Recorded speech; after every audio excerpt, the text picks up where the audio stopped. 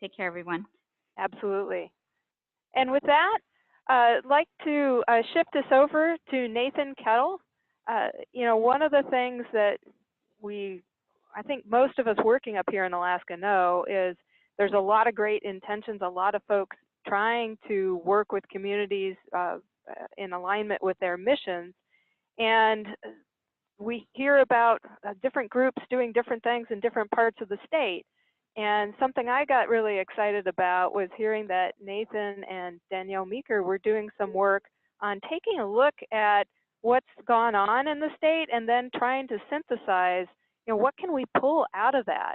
And Nathan, I hope that's a reasonable segue into your talk, and let me turn it over to you. That's a great segue, and thank you, Amy. So as Amy said, my name is Nathan Kettle. I'm a research assistant professor at the University of Alaska Fairbanks in the International Arctic Research Center and co-investigator for ACAP, the Alaska Center for Climate Assessment and Policy, which is one of the NOAA RISA programs funded by the Climate Program Office. Very broadly, my research interests are on climate adaptation and how we can develop and evaluate approaches to create science in a way that's more usable for decision making. And as Amy mentioned, the focus of my talk here will be really on that climate adaptation element. So a couple weeks ago, Amy requested that I discuss this recent report that she mentioned that I co-authored with Danielle Meeker, a synthesis of climate adaptation planning needs in Alaska Native communities. Unfortunately, Danielle was unable to be with us today as she has existing commitments with her new position as an Alaska Sea Grant Fellow in the Governor's Office in Juneau, where she's continuing to do some great climate work. A little background, Danielle Meeker was a graduate student at the Scripps Institution of Oceanography, and she completed this report as the primary project for her capstone class. So if any of you have some detailed questions about some of the findings and methodology on this report, I will provide some contact information for Danielle for you all at the end of the presentation, and I will do my best to give justice to her analysis. So, as many of you are aware on the phone, Alaska is experiencing among the highest rates of climate change related changes in the world, and these changes have impacted several environmental conditions such as permafrost thaw, coastal erosion, sea ice loss, all of which pose significant risks to the food and water security, infrastructure, especially for Alaska Native communities, which are dependent on subsistence for their livelihoods. And we know that there's an increasing interest in climate adaptation planning among tribes in Alaska to address these concerns, yet there's limited understanding of the status and extent of these efforts across the state. And we also know that there are several barriers that they face and several data and information needs, which are likely to vary across the 229 federally recognized tribes in Alaska, given these different sensitivities, coping capacities, and structural and other institutional challenges. So efforts to better support climate adaptation planning or resilience would therefore benefit from a broader understanding of this comprehensive analysis of these different barriers statewide. So in that brief context, what I'd like to do for my discussion today is briefly outline some of the goals that we had for this project, briefly summarize the methods that were used, highlight some of the major findings, and then discuss some of the next steps that I'm working on to continuing this conversation and this support. So the main goals of this project were fourfold. One of what I alluded to previously is what is the current level of tribal climate adaptation planning in Alaska? So who is doing what, and where are they doing it? What are the barriers? And specifically, as we're hearing from the voices of tribal members themselves. Third, how is climate science and TEK or local observations being used within planning, as well as what are the climate science needs for tribal climate adaptation planning? So to address these questions, we used an extensive web-based review of the gray literature to identify what are the workshop reports, climate adaptation plans, white papers, impact assessments, training agendas, or other reports in the gray literature, of which we identified 39 based on that review.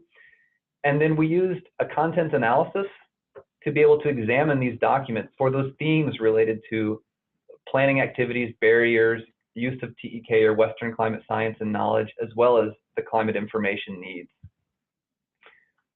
So to jump into the findings, I'll first start with the extent of the climate adaptation planning efforts in Alaska, those that are tribal.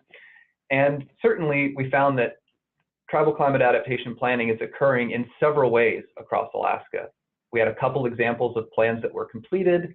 We had other plans that were in progress. And we also had several pre-planning activities, such as that were aimed at building capacity to create these plans, such as trainings, workshops, impact assessments. And we found that majority of these efforts are happening in coastal Alaska, but there are also some in the interior. And the majority of these efforts were supported through the Tribal Climate Resilience Program of the BIA between 2013 and 2016.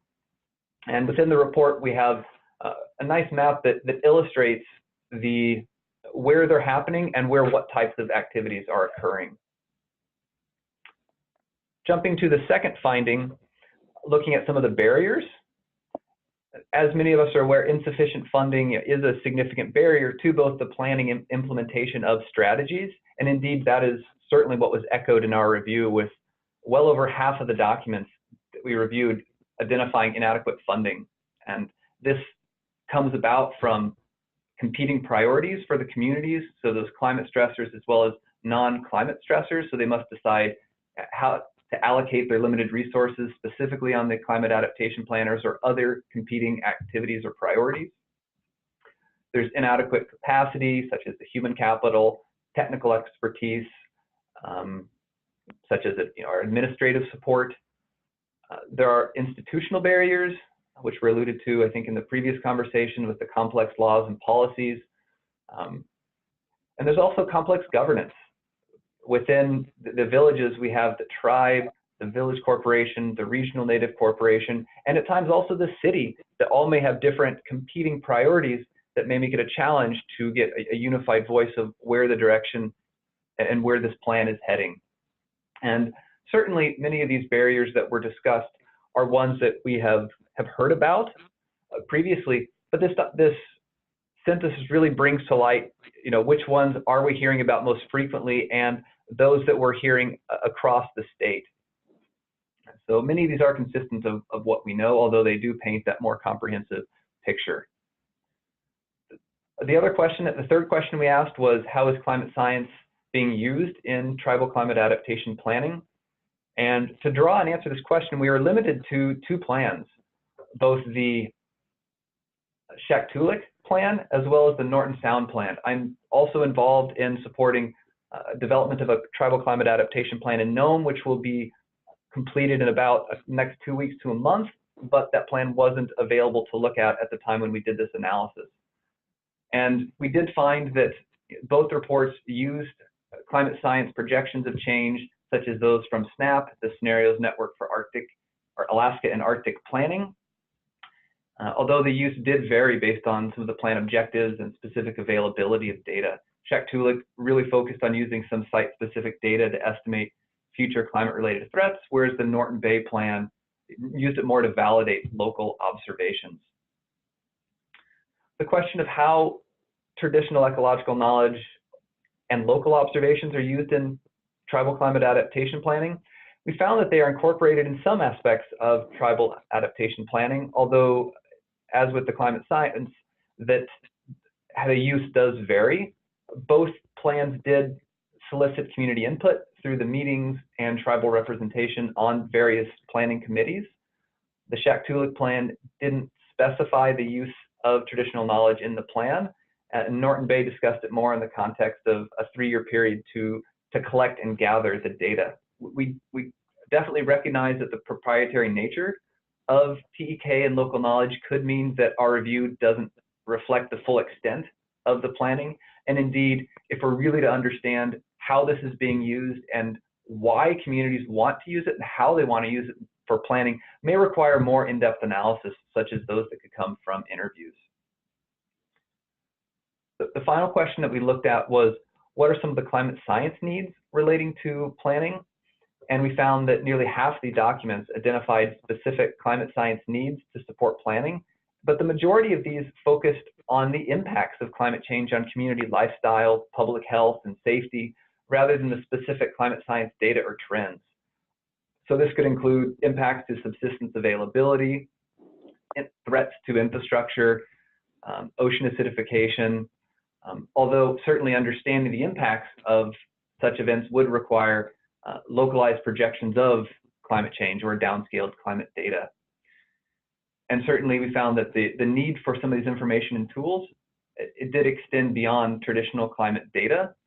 And we found that an interest and desire for supporting community-based monitoring and additional data sharing mechanisms to be able to coordinate the data sharing and collection. The review of documents based on these barriers did identify some recommendations for moving forward. Some of those fit into a bin of improving the relationships between the researcher and tribes and finding better ways to encourage an iterative two-way interaction and communication to be able to make sure that the tribal goals and needs were being met alongside with the researchers, making sure to receive community consent and input at every stage of the adaptation planning process.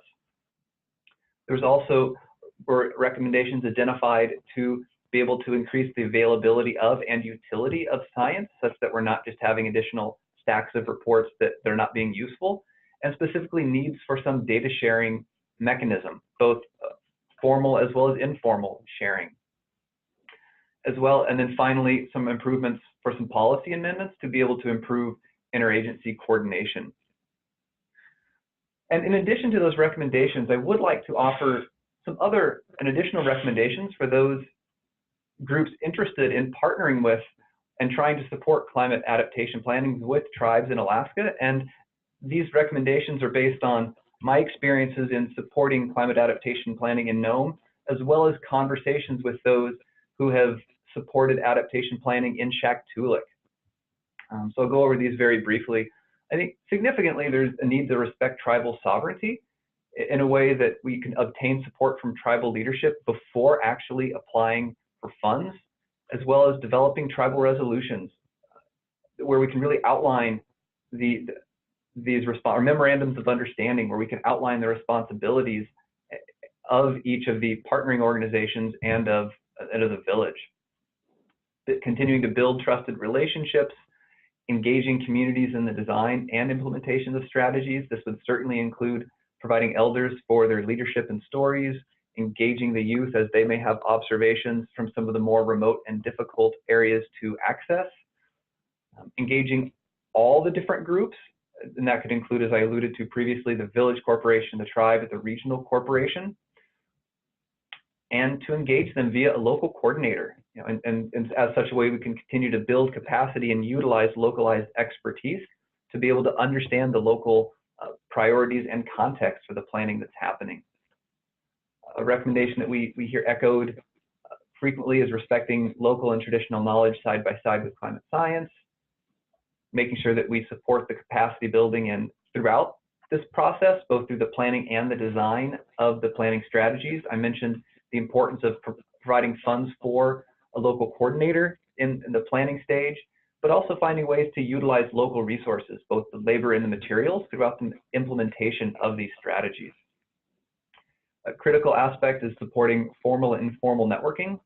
Informal networking can provide a wonderful opportunity to facilitate information sharing among communities, including how other communities are adapting to some of the changing conditions and how can we support that learning. And in addition to that, the formal partnerships to be able to implement some of these strategies. And final recommendation is not just focusing in on the development of plans themselves, but focusing on outcomes. Many of these communities have a storied history of planning through comprehensive plans, hazard mitigation plans, local economic development plans, and there's beginning to be some voices of some frustration of, this is great, but we've done this planning before. We need to make sure we're focusing on outcomes of those specific plans. So next steps that I see is what I'd like to do to build off the effort of climate adaptation planning in Nome, as well as this synthesis, is to be able to understand how can we best link what the communities are interested in such that they can learn from each other's experiences. In other words, how can we best support adaptation planning in Alaska? We know that there have been significant efforts to be able to support the development of individual plans in Alaska, to understand vulnerabilities and impacts. And so how can we understand what are these trade-offs between these different models for supporting climate adaptation in Alaska? And that such information could be very important for across federal agencies, but in particular BIA, who may be spending quite a bit of funds to be able to support these efforts. What can we learn about the trade-offs among these different models? And certainly engaging, I wanted to give a shout out to Melinda Chase. She is the Alaska Tribal Climate Science Liaison. Engaging her in these efforts will be critical, given her connections to all the different communities across Alaska. I would like to acknowledge, again, Danielle Meeker for being the primary author and conducting this analysis. For those of you interested in contacting her and would like more information on the report, she can be reached at Danielle, D-A-N-I-E-L-L-E .Meeker, M-E-E-K-E-R @alaska.gov. I'd like to thank Melinda Chase for her insight and guidance through the review of the development of this synthesis document. David Holen, the Coastal Resilience Specialist for Alaska Sea Grant, who served on Danielle's graduate committee for this capstone project, as well as funding for this synthesis through the Alaska Center for Climate Assessment and Policy, as well as the Bureau of Indian Affairs. So thank you. Nathan, thanks so much. If you had just one thing to tell people out of this, your one statement, that elevator statement, you wanted to really convey what you want folks to walk away with, what would you tell us? Oh, that's a great question. And I could kick that back to you and say, what's the intended audience? As the intended audience who's asking that question, I think how I'd respond to that could be considerably different. So I'll try to frame that question in terms of the audience that may be on the phone, which indeed is a mixed audience. I would say that there's a tremendous amount of efforts that are happening statewide. I think there have been various efforts statewide, or there have been various efforts to support climate adaptation planning. These communities do face several barriers. Some common threads do include increased funding, or the availability of funds to support planning activities.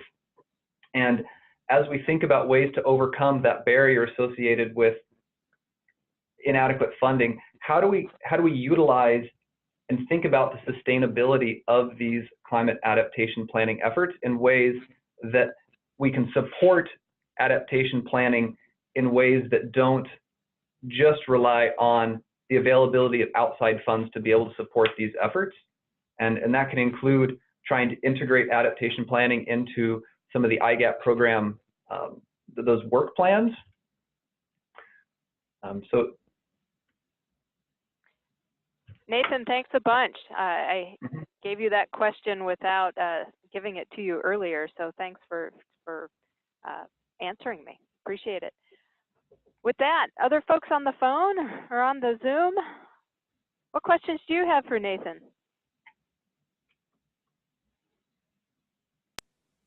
Hi, Amy. This is James Partin. Just had a quick observation to make. The Institute for Tribal Environmental Planners back in February held a workshop in Anchorage that was attended by a good number of the environmental planners representing their respective villages in the Alaskan communities out there. And the purpose of the workshop was to first bring them up to speed on the current and anticipated climate change issues that will bear on their needs with respect to decision making. And so there was a 3-day workshop that again was conducted, hosted by the Institute for Tribal Environmental Planners, ITEP. And I just wanted to make sure that you were aware that that workshop had happened. A significant number of actions came out of that meeting. and the group has been working towards fulfilling those actions since then. I was able to provide the climate science and service aspects of climate change in Alaska to them as sort of a reference slide presentation. And so I was very encouraged to be able to do that. And there was a great deal of interest, of course, on their parts for ensuring that they understood what's happening in the climate, especially in the future, and their needs to prepare for that through their environmental planning processes in the villages. Anyhow, I didn't know if you were associated with that or had heard of that. And if you need any additional information on that, I can certainly forward to you relevant contacts and emails about that. But I just wanted to mostly raise that to your attention and the attention of those on this call to make sure that you understood that it happened back in February. Well, thank you for the heads up on that, James. And indeed, those workshops did come up within our synthesis document. So we did draw on some of those trainings for the findings that we presented. So yes, I'm aware of those workshops. And I think there's a lot to be potentially learned from some of those training workshops. I think it's important that as we go forward, that we try to, as best as we can, evaluate some of these programs so that we can learn and build upon them. You know, in this specific instance, whether the trainings by ITEP or those by ANTHC or other organizations, you know, what is it about the effectiveness of those trainings? You know, and then even from there, you know, so where are people at right now, and what additional training do they need to move this conversation forward? And not thinking about it as a one-time training and you know, then all of a sudden you're ready to go and develop your plan. But what is the next step? Now they got the training, now where are they stuck? What are the barriers, and how can we help facilitate them moving along?